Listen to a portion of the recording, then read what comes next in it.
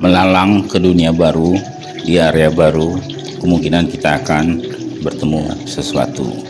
Kadang jalan hidup itu menapak keras dan tantangan menghadang. Kita harus melewati. Semangat untuk masa depan. Masa depan bukan hanya milik kita saja, tapi bagi seluruh penghuninya, baik nampak atau tidak nampak, di kota atau di hutan. Semua adalah tantangan dalam suatu perjalanan. Di puncak ketinggian, kadang kita melihat terlalu luas. Ini adalah masukan bagi pemikiran baru. Di puncak, kadang kita harus ingat di bawah. Banyak kehidupan pendukung di strata bawah, bahkan di dalam hutan. Seiring waktu, ketika kita berjalan waktu kecil, kemungkinan kita lalui sekarang sudah berubah, baik itu di hutan, di desa, atau bahkan di kota. Pembangunan, pertumbuhan banyak melimpah dan ada di sekeliling kita. Kita harus bijaksana. Apakah itu akan berguna atau tidak? Dari hutan, kita belajar kelestarian lingkungan. Ya, di sana masih ada hutan yang kita harus jaga secara bersama-sama. Di sana, kita yakinkan bahwa kehidupan hutan menyokong kehidupan kita juga. Jadi, pergunakan dan tidak merusak alam sekelilingnya. Jika dia sudah tidak ada lagi, mungkin kita akan menapak perjalanan dengan susah payah, dengan penuh tantangan. Seperti itulah kehidupan di alam. Kembali memasuki hutan dengan serasa daun kering yang tebal. Ini adalah hutan basah tropis. Dengan tingginya curah hujan yang turun, lantai hutan ini mulai lembab dan sebagian tergenang.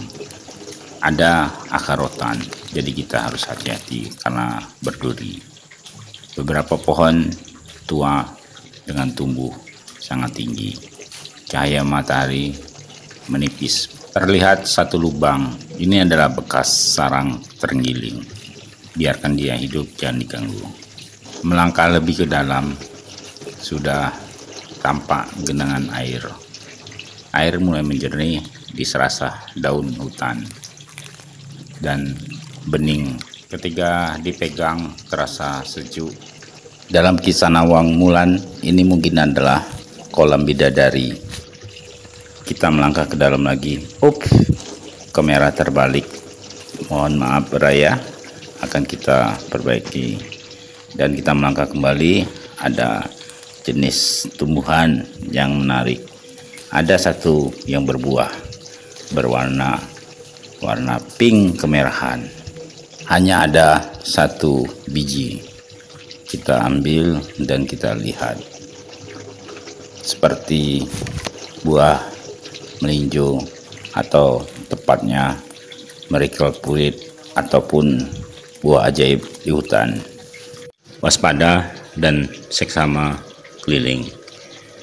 Ketika kita lihat pada bagian bawah pohon, kita lihat kulitnya mulai mengupas dan ada 3 titik. Bisa jadi ini adalah pertanda satwa sedang melakukan peruncingan kuku di pohon. Karena lebatnya pohon dan matahari tidak sampai ke bawah, ketika hujan rintik menimbulkan riak kecil pada bagian yang agak terbuka. Ini adalah contoh bagian daripada tanaman yang hidup di lantai hutan. Pohon besar pada hutan tropis biasanya ditandai dengan kehadiran lumut yang hidup pada pohon karena kelembapan. Beberapa simbiosis tanaman merambat sampai ke bagian pertengahan pohon. Ada yang sampai menjulang tinggi sampai ke atas.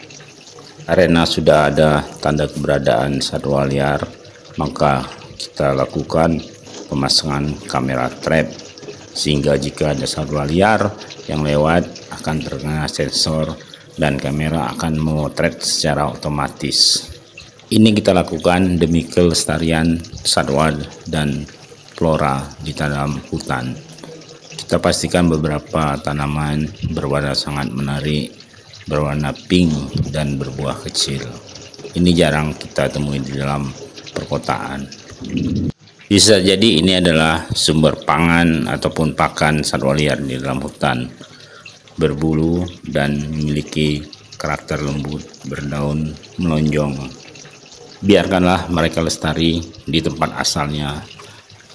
Kita harus bijaksana ketika di dalam hutan.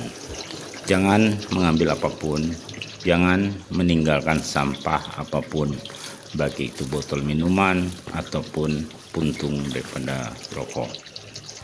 Jika terdapat bagian yang agak terbuka, memanjang, bisa dipastikan ini adalah jalan satwa liar.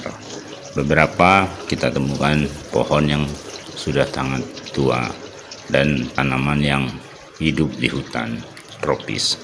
Ini adalah contoh pohon yang sudah tua, ditandai oleh beberapa bagian daripada pohon sudah mulai lapuk, banir sudah mulai tumbuh dengan lumut dan tanaman epipit merambat. Keheningan hutan menimbulkan suasana tertentu bagi kita. Bisa jadi beberapa tumbuhan yang hidup di dalam hutan adalah menjadi tanaman obat, baik itu untuk kesehatan ataupun menjaga stamina, seperti tanaman ini. Berwarna pink, warnanya sangat mencolok, berwarna pink dan menarik perhatian. Apakah Bray pernah menemuinya? Apa nama tanaman ini? Ini adalah tanaman jenis merambat yang melilit pada pohon yang tinggi. Mereka saling menunjang kehidupan sama lain. Melangkah ke arah dalam, kita temukan hutan pakis. Ini biasa hidup di daerah basah. Pakis muda biasa dapat ditumis sebagai bahan makanan dengan disertai bumbu tertentu. Kerapatannya sangat sulit untuk kita masuk ke dalam, sehingga perlu waktu untuk menyibak daripada tanaman pakis. Dan di sana adalah tujuan kita. Kita harus perlu melewati ke arah bagian depannya lagi. Ini rapat dan tidak mungkin dilalui satwa. Ingat ya Bray, semuanya pasti memiliki fungsi dan kegunaan masing-masing. Jadi kita tidak boleh merubah, merusak ataupun menghancurkannya. Ini adalah sepertinya bekas jalan satwa biasa melewati sini. Ada genangan air, bisa jadi ini sumber minuman ataupun sumber untuk mandi satwa. Satu pohon dililiti oleh anak-anak kecil daripada akar. Kita berjalan kembali dan lahan sudah tergenang, jadi kita perlu ekstra hati-hati. Bisa jadi kita terperosok ke dalam lumpur. Melewati batang yang rebah dan masih kuat, kita melangkah ke dalam. Tutupan tajuk ataupun atas hutan sangat rapat, sedangkan di bagian bawah cukup bersih. Biasa ini sangat disukai oleh satwa liar. Tempat yang hening dan agak terbuka sangat disukai untuk daerah satwa akan berkembang biak. Beberapa pohon menghalangi perjalanan kita, akar, sehingga kita harus lebih ekstra hati-hati. Kita masuk ke dalam lagi dan kita menemukan daripada tempat yang cocok untuk pemasangan kamera trap, sehingga dapat memantau apakah di sini ada satwa liar yang hidup ataupun sebagai daerah jelajah. Kita akan mencari titik pohon yang tepat untuk pemasangan kamera trap pada jalur ataupun jalan yang biasa dilalui oleh satwa liar. Di dalam hutan, sebagai pengikut ataupun pemaham bonsai, ini adalah bentuk yang bagus sehingga menjadi inspirasi para pembonsai.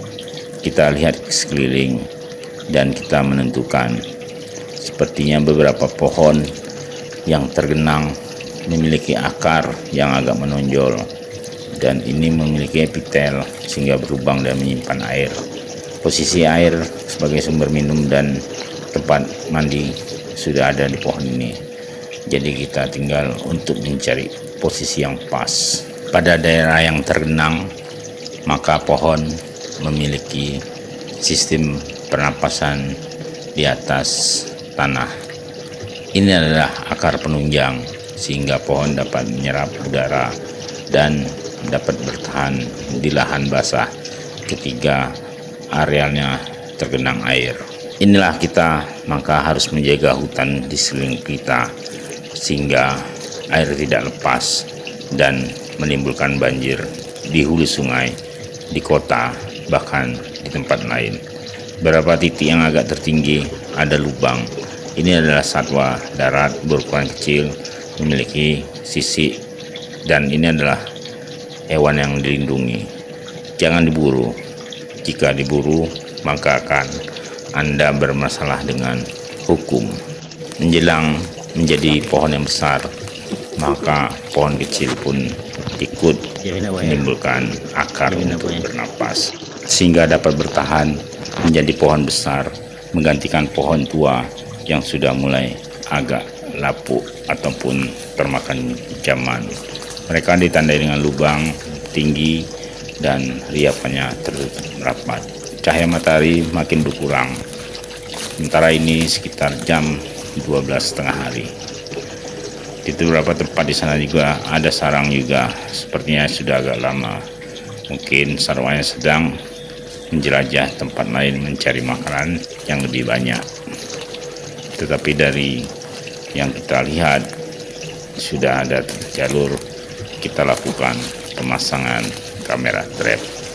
Mudah-mudahan ini dapat menangkap kehidupan ataupun satwa yang melewati di sini.